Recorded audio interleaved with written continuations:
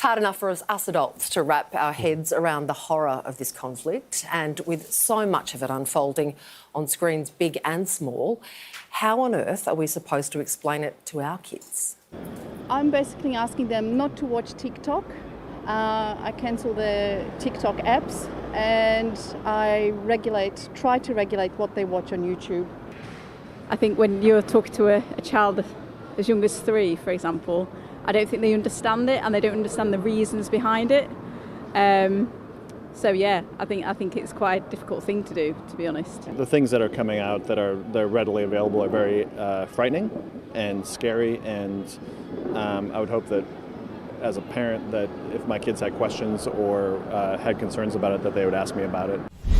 Well, here to help us figure out what is best, we've got psychology professor Lea Waters. It's nice to see you. Well, you have children, but when they were younger, what would you have said to them about what's happening now? Yeah, I mean, age makes a difference in how we talk to our kids. My kids are teenagers now, so what we're trying to do, no matter what the age, is sort of balance the need to protect our kids from the news, but then also equip them to be able to handle their emotions when they're dealing with it. So age makes a difference with young kids. I think it really is about keeping it very simple and talking to them about the facts and the feelings of what's going on, yeah. Should we start a conversation or should we wait until they come to us? Love that question. And the answer is tune into your kids. So your kids will signal to you if they want to talk about it or if they don't. Even if they don't, I think it's still worth saying, are you hearing anything? What are people talking about at school? How do you feel about this? Can you miss the signal though?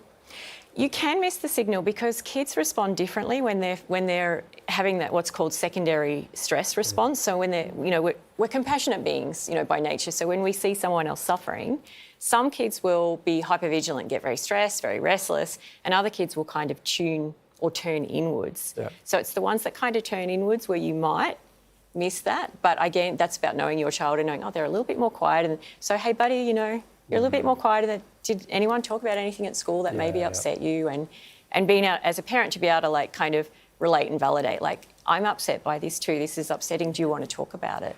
And if they don't want to talk about it, do you want to go for a walk? Do you want to hug your dog? Do you want to do a drawing? Put the word on a Post-it note, because the emotions that we feel, any of us at any age actually watching this, they're huge, big emotions. And sometimes as parents, we make the mistake of thinking, I won't talk about it because if I talk about it, it's making it bigger, it's making it real, it's causing more pain. But actually, from a psychology perspective, the best thing to do is to try and talk about it because we have these huge, big emotions swirling inside of us. And the minute we put a word to it, those huge, big emotions become containable. Yeah. With younger kids, a great technique is to get them to write the emotion on a Post-it note, because then all of a sudden they can see, oh, well, it fits on a Post-it note, so I can process this, I can manage this, there's things I can do around it.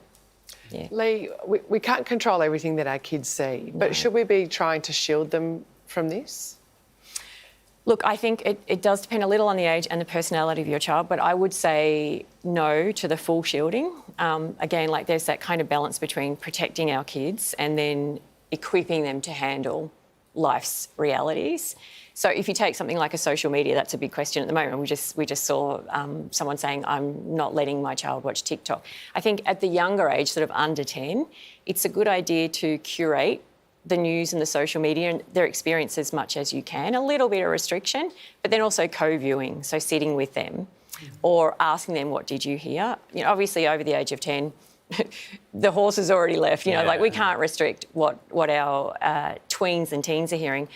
But what we can do is move from that sort of restriction mode to instruction mode, which is tell me what you're hearing and educating our kids about wise consumerism around media and social media. So, do you know this is a reliable source, for example? And this is an opportunity to learn that. Or it is a reliable source, but how is it making you feel? So starting for them to self-monitor around this has become too much now. I do need to turn TikTok off. So when they do see things and they come to you, how do you gauge how much context is too much context? Oh, I love that question. Context is key. My pleasure. Thank you. Context is key, but again, it's that balance.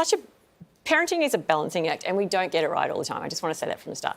It's a balance between informing but not overwhelming, So this is where age matters. With little kids, the reason why context is important is because the typical response to them will be fear.